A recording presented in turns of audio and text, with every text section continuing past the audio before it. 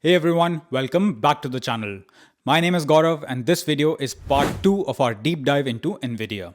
In part 1, we covered how NVIDIA started, how it invented and scaled the GPU, how CUDA turned those GPUs into general purpose compute engines, how that enabled the rise of modern AI, how the company pivoted from gaming into data centers, and how its 4 main business segments work. If you haven't watched part 1 yet, I recommend starting there because it gives you all the background and context that this video builds on. The link is in the description. In this second part, we are going to go deeper into the layers that really explain NVIDIA's power today.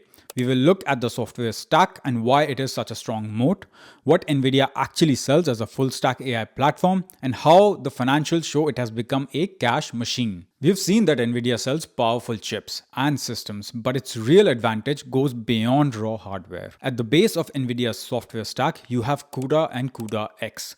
CUDA is the core programming model and runtime, and CUDA X is the ecosystem of libraries and tools that sit around it.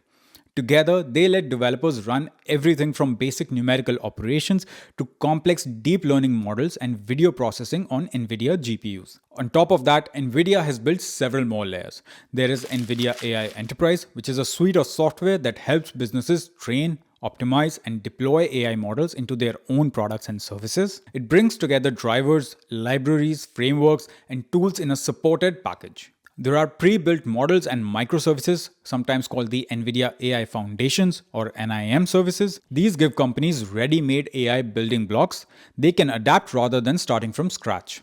Then there is Omniverse, which we mentioned in the previous video. This supports simulation and three-dimensional collaboration for industrial and creative use cases. Two additional factors make this software stack a strong moat. First, there is developer lock-in. Millions of developers build on CUDA and NVIDIA's libraries. They have written code, built workflows, and trained teams around this platform. Moving all of that to a different platform would be slow, expensive, and risky. Second, NVIDIA now has more software engineers than hardware engineers.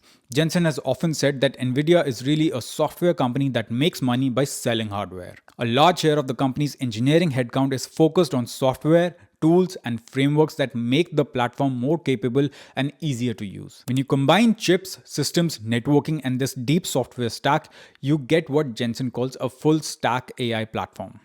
NVIDIA can optimize across the chip architecture, the libraries, the systems, and even common applications.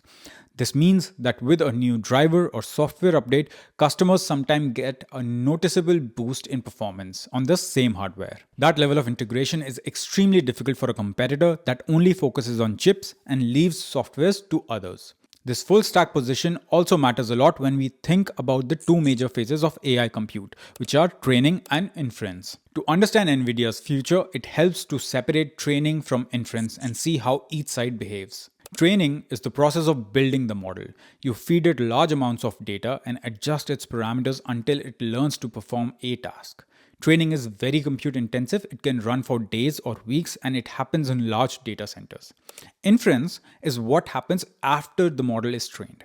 It is every question you ask a chatbot, every code suggestion in an editor, every AI generated image, every decision your car makes when it sees a lane marker, and every recommendation on a streaming platform. There are many more inference requests than training runs, but each individual inference usually uses less compute.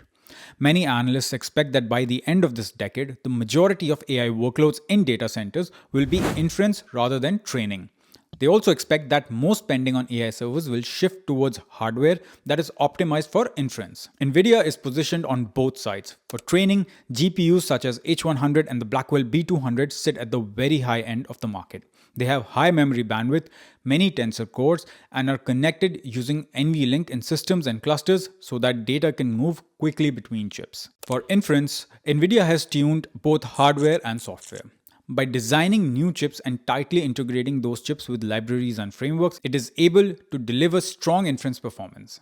At this stage, memory bandwidth, which is the amount and speed of data movement between cores and chips, becomes a key metric. NVIDIA is also pushing more specialized inference products and software optimizations because as AI spreads into almost every kind of software, the total demand for inference could eventually be much larger than the demand for training. Once you see how training and inference work, the next logical question is, what exactly is NVIDIA selling into this world?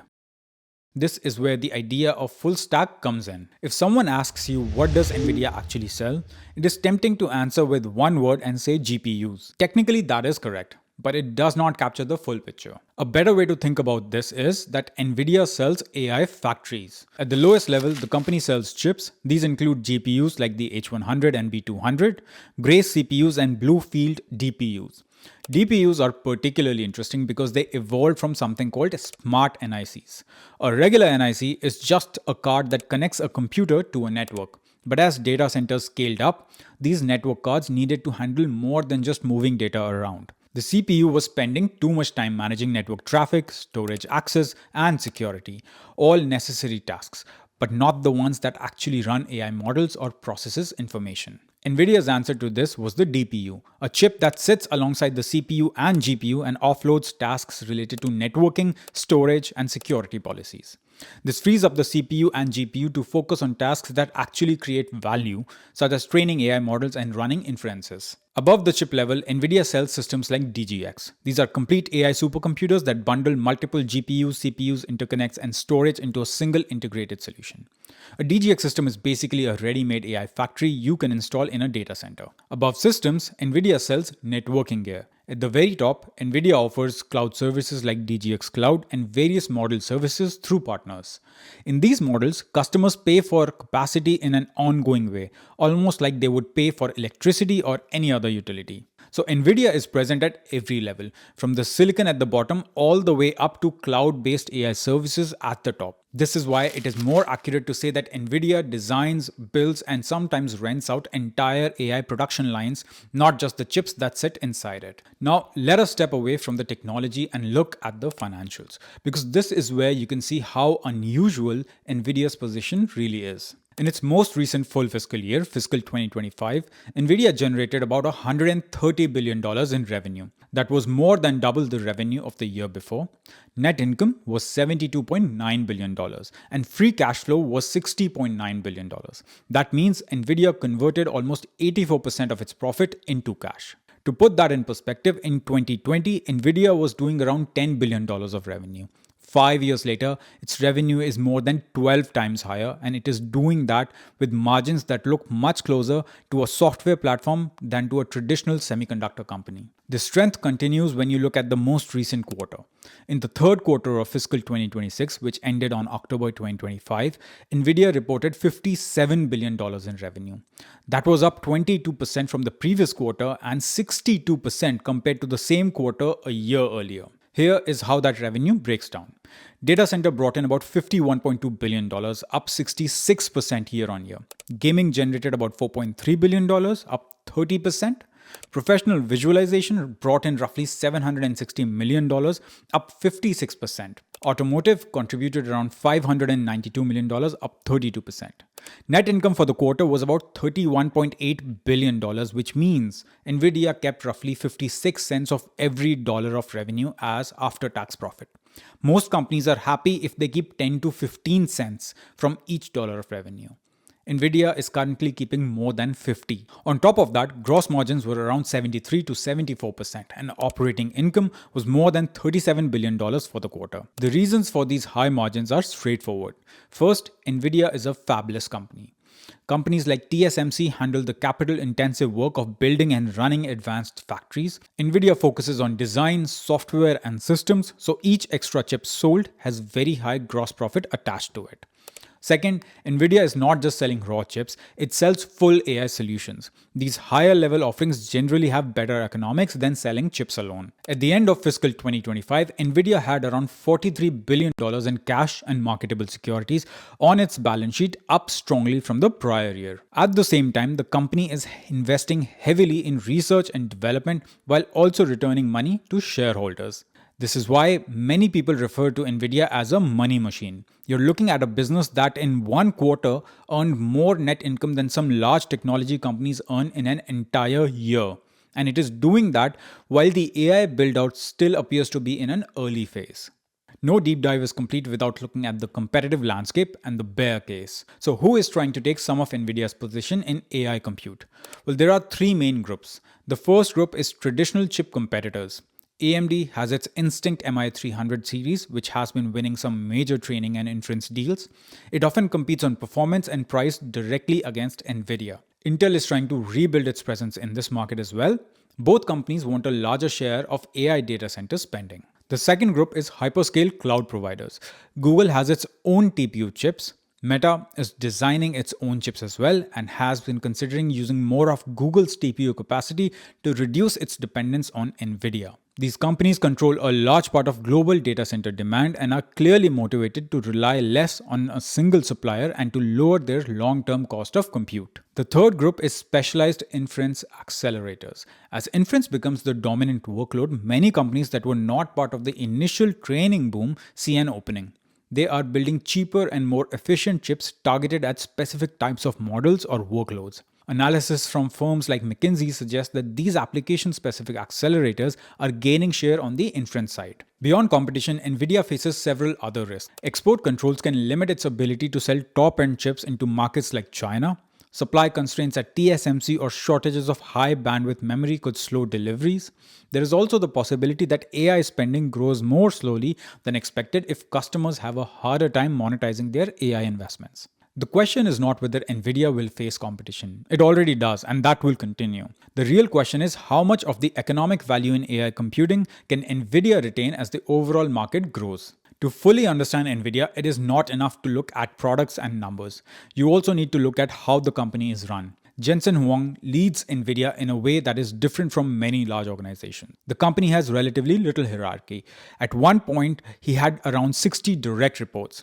He tends to avoid one-on-one meetings and prefers to communicate in group settings because he believes that sharing information broadly keeps the company moving faster and more fairly. He also does not like rigid long-term plans. He has described giant 5-year plans as harmful in a fast-changing technology environment. The emphasis instead is on constant learning, watching how technology and markets shift and adapting quickly. This culture shows up in how NVIDIA operates. The structure is relatively flat, which encourages fast information flow.